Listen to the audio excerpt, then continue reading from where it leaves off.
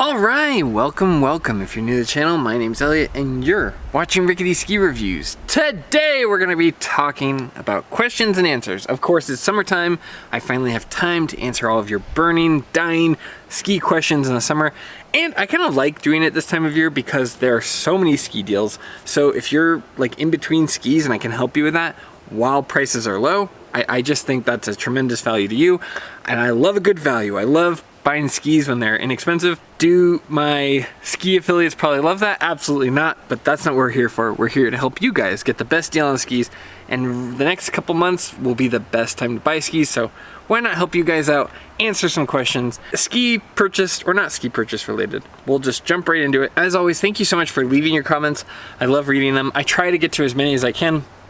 Since the channel has grown so much, it's become more and more difficult, but it's nice to have an opportunity to sit down and answer a handful of them. And of course, before I forget, if you would please consider liking and subscribing, that's a free way to support the channel. You can also become a member down below.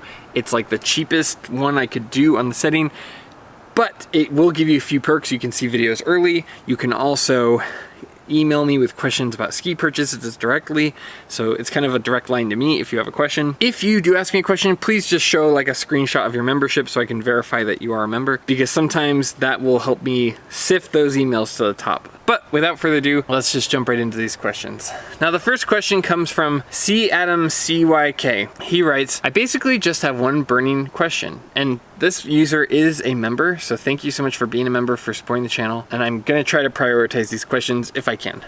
So he says, I basically just have one burning question about a couple of skis that you've reviewed. I've watched your videos on the Meier Wrangler and the Atomic Maverick 95 multiple times. My home mountain is Whitefish, Montana. Try to ski about 30 to 40 times a year, mostly groomers, but looking to get maybe off-piste a little bit more, trees, maybe novice bumps. 5'10", 57 years old, currently own Kendo 88 and Rossi Black Ops Sender in 103 underfoot. That's a nice quiver. A Kendo 88 and a Black Ops Sender. That's awesome. You've got good taste already. Okay. I feel like the Kendos are great on groomers and the Rossi's pretty decent in powder, along the lines of your recent videos on Quiver. I've been looking to add a third ski to that mix and really like what you had to say about the Atomic Maverick 95 and the Meier Wrangler. I know your love for the Atomic Maverick, and it seems like you love the Meier as well. Advice or suggestions? Can't tell you how much I love and appreciate this channel and how much I've learned in the past year that you've been on. Thank you. P.S. Thank you for your recent video on how you got into this, and so glad you did. Okay, that's a very nice email. Thank you. Yeah, that's a great question. So from your Quiver, where you have like an 88 ski and a powder ski, it looks like you're going for a safe bet ski, something you can keep in your car and know that like it will ski well pretty much any day. So I'm gonna answer based on that premise, just based on your Quiver and everything. I will say these skis are very similar. So you're already down to two really terrific skis. I would say, so like anything from here on out is good. I think given towards all the info, I would lean towards the Meier Wranglers, but it's close. I think the lightness and the accuracy of the Atomic Maverick 95 kind of makes it a better option for what your Kendos are already doing. I like the carving and like finesse and flotation of the Mavericks a little bit more, but overall I think the added weight of the Meier Wrangler makes it so that it's a better safe bet ski. It's got a little bit more versatility, a little bit more weight carrying you across the line. It's also just got this cool uniqueness factor to it. You know, you're not gonna see a lot of other skis with cowboys on a lasso. And it's from a smaller company. I think it's like easy where everyone's got a pair of Mavericks, but not everyone gets to try a pair of Meier Wranglers. And I don't know, for some people that may add to it, so I'm just telling you that in case that is a factor for you. Also, my favorite Maverick is the 88 Ti. The 95 is pretty good, but it just is a little bit slower edge to edge than the 88. I think that the best Maverick, in my opinion, is the 88. I also like the 100, but then I also kind of like the bent series once I'm getting into that kind of width. So your mileage may vary. I do love the Atomic Mavericks, but I just think if you're looking for that middle width where it's like a safe bet ski, the Wrangler has a little bit of an edge. If you were talking about an 88 width, I would go with the Maverick, but you've already got the 88 covered by the Kendo. So go for it. I love the Meier Wranglers. And I was talking with Zach about this because Zach owns the Maverick 95s and has skied on the Meier Wranglers, and he was saying that he actually prefers the Meier Wrangler 93s over the Maverick 95s. I slightly prefer the Maverick 95s for some conditions, but for what you're describing, I think you'll like the Wranglers just a little bit more. But like I said before, they're both excellent skis. It's hard to go wrong. Also, with Meier, we do have an affiliate program, but it's more like handshake, word of mouth. Like, and actually, I make less money with Meier than I do Atomic, but still, as I always say, the truth is more important than whatever little pennies I'm making on the side. I don't care about that. I'd rather be honest. But if you do buy a pair of Meier Wranglers, just tell them, hey, I found this through Rickety Ski Reviews, or mention my name, and then that supports the channel slightly. It's not much, but I do think it helps build the relationship long term so I can keep reviewing their skis, because not a lot of people can see Meiers, and it was really cool to show them off to the world because they're great skis. And, you know, built by hand, made with environmentally friendly materials. I like the guys over at Meier. Now, their skis aren't perfect, nobody's are, but they, for like this particular thing you're describing, it's a great option. All right, another member says in the how much money do I make reviewing skis video, thanks for sharing. How did you come up with the name? That is a great question. The name is actually kind of a carryover from when I had a website years ago with ski reviews. I had gone to a demo day, given a bunch of scores, and then posted it on like a actual web browser. And that was kind of the forerunner for doing these videos. And I think the channel I had made, or like the website I had, was Rickety Ski Lift. And so Rickety Ski Reviews, I just felt like, oh, well, that describes what the channel is more. Rickety Ski Lift is a little bit nebulous. So it's just a carryover. I love the aesthetic. I grew up in rural Vermont where we have a bunch of really old chairlifts. And I just love the aesthetic, especially if you go out in the summer and you can see them dangling there. There's something really calming about ski lifts. I'm not sure what it is, just an aesthetic thing I like.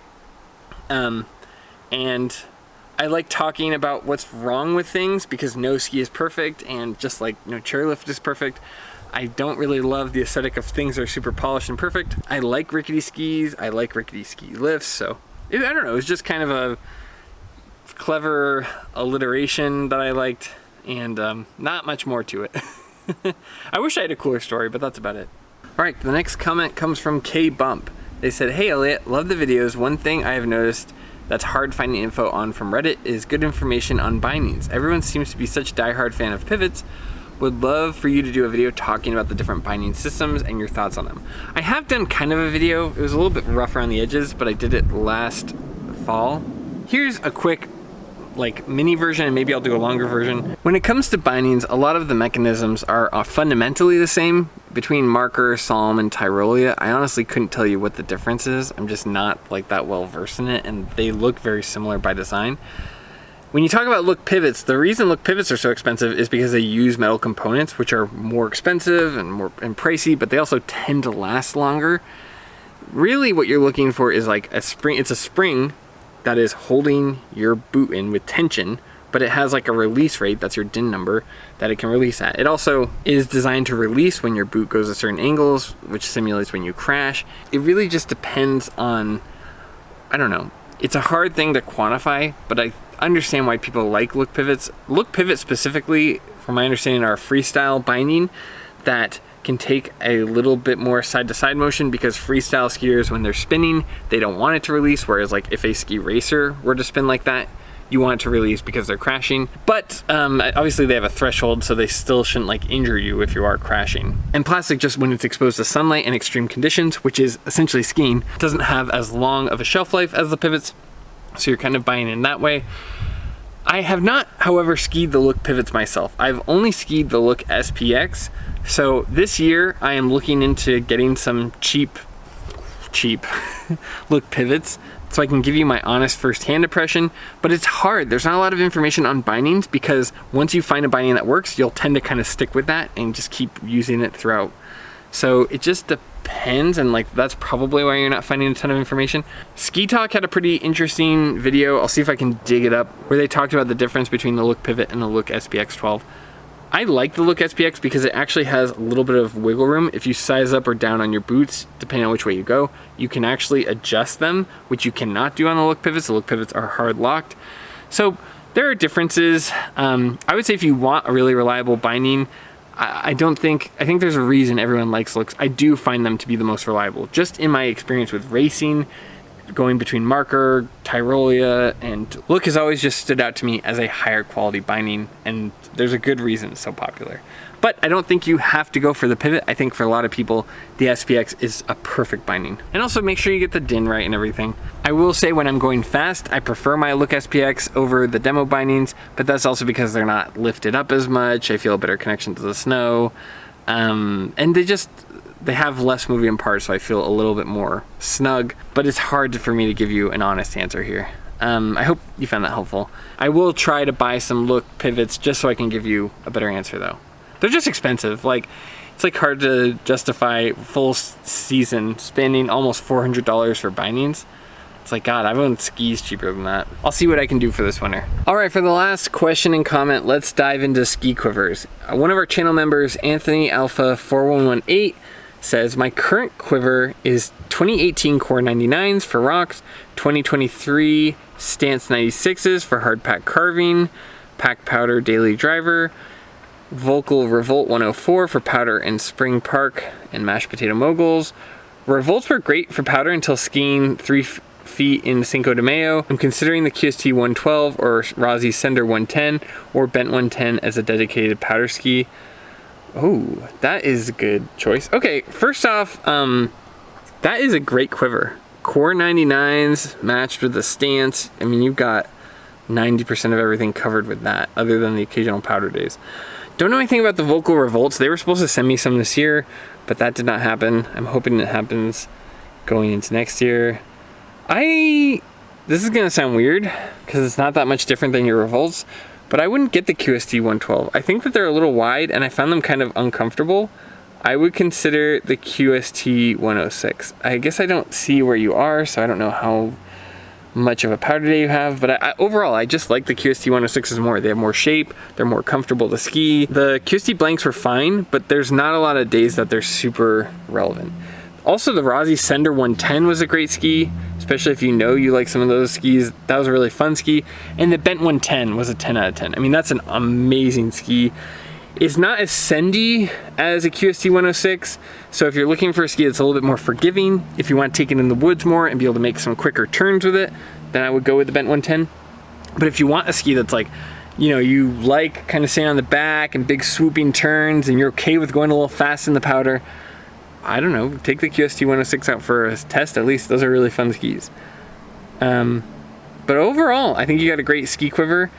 I would suggest if you, I guess I don't know where you are, but if you have a home mountain that maybe doesn't have as much vertical drop, or if you're looking for a like quick fun ski, I would consider getting an 88 width or 90 width, something like that, because for a daily driver that can be a lot of fun. Like get a QST 92, the Core 88 I bet you would really like. There's a lot of really good skis out there. And I think for responsiveness of carving, you could have a lot of fun if you wanted to just build out your quiver a little bit more. But great quiver. I love seeing your guys' quiver. You guys have really good taste in skis. It's kind of cool to watch. So anyway, that's the end of this video. If you like this kind of content, please consider liking and subscribing. All the skis I recommended, I will link down below. That's a free way to support the channel. You can also become a member. Obviously, as you saw today, a lot of those comments kind of rise to the top. So I try to really reward members for being here and supporting the channel directly. And it's like, I think it's like $3 a month. It's not a ton, but it is very much appreciated. But more than anything, thanks for being here. Thanks for watching. And as always, I'll see you in the next one. See ya.